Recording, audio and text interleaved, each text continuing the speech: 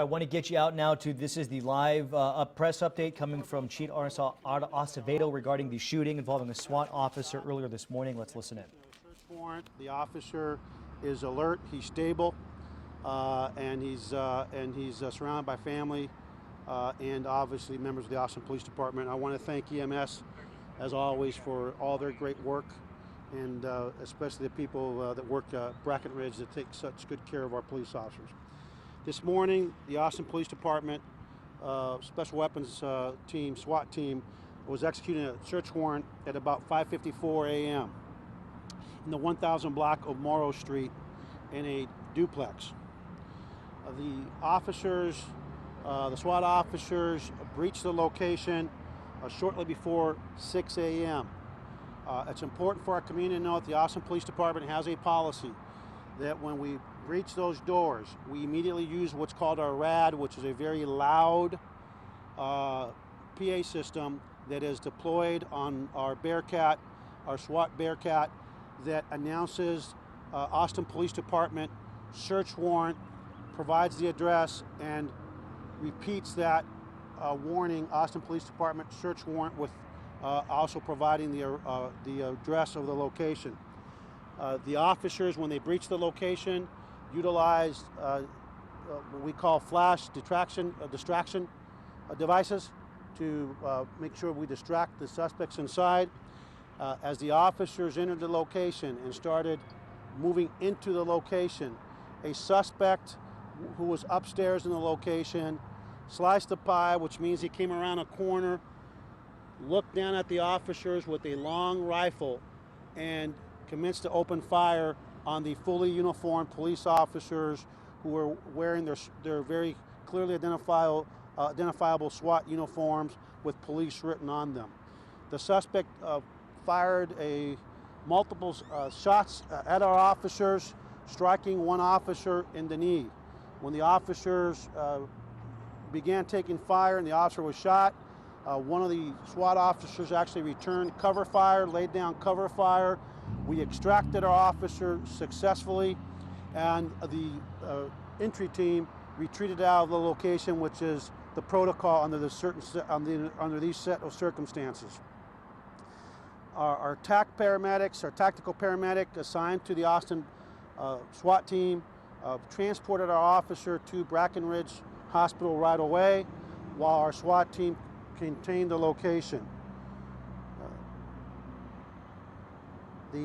Again, the entry was aborted at 5:59, and at 6:11 a.m., about 12 minutes later, the suspect exited the house with a woman believed to be his mother and was taken into custody without further incident. Because of the location and the fact that we had already had an officer shot, we don't believe there's any more suspects inside the location. However, we're still clearing the location with robots, with our EOD bomb squad robots.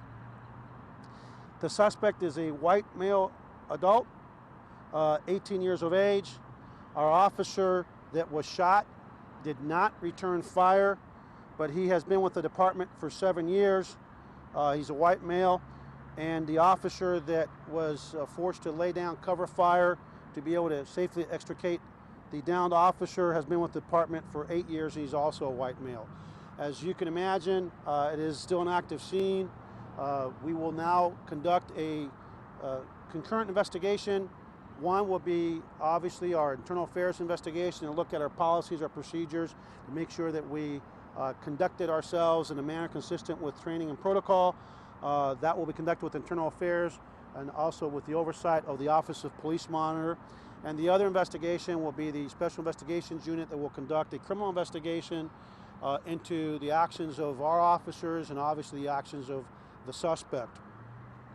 The officer that actually returned fire, consistent with our standard protocol, will be placed on administrative leave with pay pending the outcome of the internal and criminal investigation. The victim officer, again, he did not shoot, so he will not be placed on administrative leave, but obviously after you've been shot, he'll be off duty for a while, and he's got some some recovery. I would just ask the community of faith to just say a prayer for our officer, that although he's stable, that the injury, the wound, that we're hopeful that he'll fully recover. You always have to worry about officers' careers and their ability to maintain this wonderful career that we've all chosen of public safety. So with that, I'm going to open it up to any questions, and we'll take it from there. What was the suspect wanted for? The suspect was believed to be engaged in narcotics trafficking and narcotic sales, and I can tell you we have found evidence of drugs in the location. Can you identify him at this time? We're not going to identify him at this time. We will provide that information later on today. So we saw earlier that there was a woman with zip ties around her wrists and a bathrobe, being led to the cold card. Is this person involved in this? That was one of the individuals that was taken and detained from inside the residence.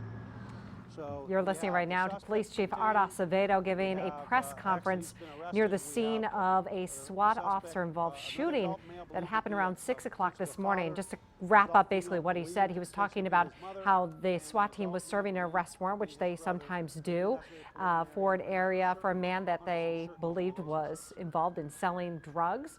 And when they went in, they ended up getting hit by gunfire coming from the upstairs floor.